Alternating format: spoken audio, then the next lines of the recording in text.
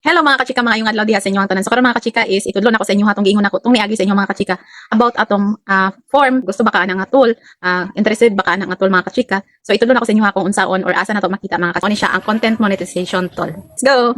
Sundan lang ninyo ni mga kachika no, sumuadto sa taas sa ato ang Facebook account. Kunya mga kachika kay kailangan man nato ang link or URL sa atong Facebook account. Sumuadto lang ta sa ato ang profile mga kachika. At warang pinduton ning tatlo katuldok diari mga kachika. Og kunya mga kachika mo na ni ato ang makita. At walang i-scroll pa taas mga kachika. Og ato ang makita dira mga kachika ang copy link. Kung naka-link na nato na mga kachika ato aning makita. Kauman mga kachika mabalik na puta sa atong Facebook. Og ato ang pinduton ning nai-arrow mga kachika. Og mo scroll lang ta pataas mga kachika og ato ang makita ning help and support. Ato lang nang pinduton mga kachika og ato ang pangitaon ang creator support. Ato lang nang pinduton mga kachika og ato na pud ning makita. Og moadto ta mga kachika sa monetization. Og pagkahuman mga kachika, ato ang pilion diri mga kachika kay program eligibility.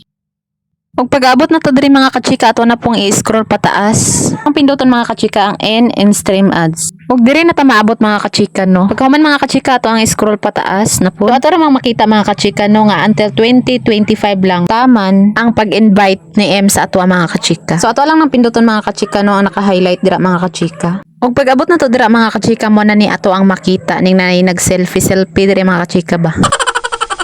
Joke tabi ta mga kachika. Ug padayon lang dira mga kachika sa pag-scroll pataas ug makita na nato ni mga kachika ang email address, Facebook account URL, other social media account. So kung imo ning buhaton mga kachika no nga mag-fill up ka diari walay mawala sa imuha. Og nakadepende po na mga kachika no kung nakay violation diha. Nakadepende po na kay mga kachika kung iya kang dawaton. Nakadepende po na sa iya mga kachika kung iya ba kang i-monetize. Basta mga kachika tarunga ang imong account dira nga dapat wala jud kay copyright. Kay bisan unsa na to kadaghan og follower mga kachika or million views mga kachika. Kung naatay violation mga kachika di jud ta ma-monetize. So ako nang gibutang mga kachika no ang link sa akong Facebook account. Then isunod na to mga kachika no ang ato ang email address. Og pwede ra pud mga kachika no kung naay other social media account ka so imong ibutang dira ang link og pwede ra pud dili mga kachika. Og ato ding i-click mga kachika ning let's do this. Og sa wakas mga kachika nahuman na jud nato. Og ato lang pinduton mga kachika no ang okay. Og nahuman na jud nato mga kachika. Og padayon lang mga kachika no sa pag-post og original content. Og once wa pa ka na monetize mga kachika ayaw sa jud og gamit og music. Ug ayaw gyud pag-post mga kachika no kana bitong video nya na ay watermark nga gikan sa TikTok ayaw jud na i-post. Kay isa sa dahilan na mga kachika no nga dili ka ma-monetize kay tungod dili ka original content creator. Mao po na akong experience mga kachika no og nahibal-an sa uban nga content creator. Mao na mga kachika kung gusto ka ma-monetize sunda og